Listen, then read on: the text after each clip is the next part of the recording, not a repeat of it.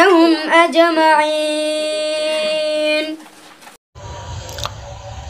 বাঁশখালীতে আল্লামা Zafar Sadek young সোসাইটির ব্যবস্থাপনায় প্রবাসীদের উদ্যোগে ইফতার সামগ্রী বিতরণ অনুষ্ঠান অনুষ্ঠিত হয়েছে।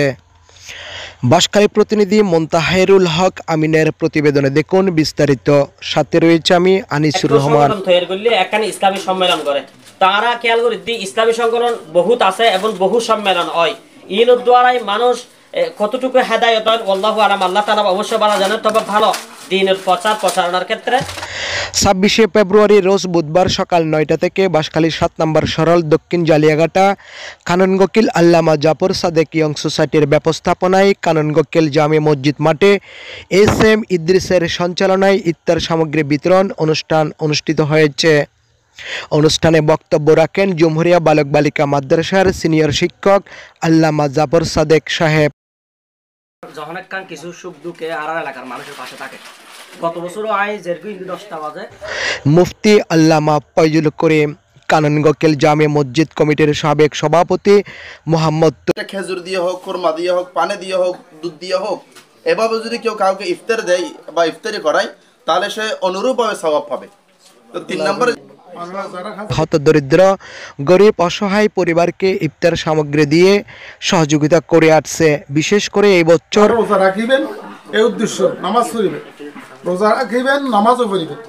বহুত ফকুত্তুন এলাকাবাসীর ফকুত্তুন। আর বিশেষ করে আর হারম বাজার সভাপতি আছে বাজার সদর এলাকার মধ্যেই একখান উদ্যোগ আর মামা মৌলানা জাফর সাদেকের মাধ্যমে এলাকার ভাই মোহাম্মদ ইদ্রিসের মাধ্যমে প্রবাসী ভাই যারা আছে সহযোগিতা করি ওনারা একখান ইফতার মাহফিলের আয়োজন করে।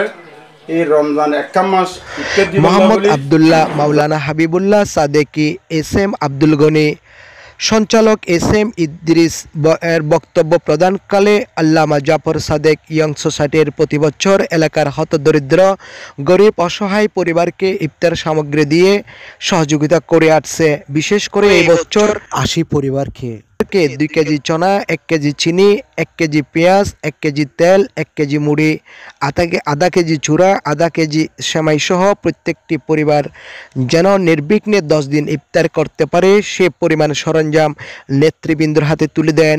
সঞ্চালক বক্তব্য প্রদানকালে অত্র সংগঠনের অর্থ সমন্বয়ক মাওলানা জুনায়েদ সাদেকি, হাফেজ মাওলানা নুরুল ইসলাম, হাফেজ আমির হোসেন, কাতার প্রবাসী মোহাম্মদ জাকের, মোহাম্মদ ইলিয়াস, দুবাই প্রবাসী মোহাম্মদ আবদুল্লাহ সহ সংগঠনের নেতৃবৃন্দের ভূয়সী প্রশংসা করেন।